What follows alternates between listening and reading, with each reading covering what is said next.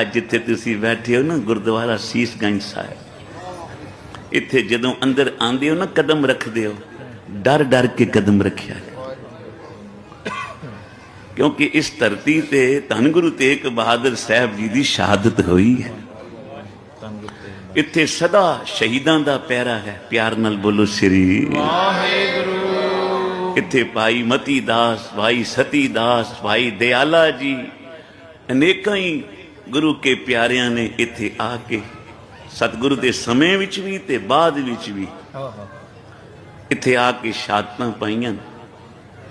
ਇਸ ਵਾਸਤੇ ਇਹ ਮਹਾਨ ਤੀਰਥ ਹੈ ਗੁਰੂ ਤੇਗ ਬਹਾਦਰ ਸਾਹਿਬ ਜੀ ਦਾ ਇਹ ਪਵਿੱਤਰ ਸਥਾਨ।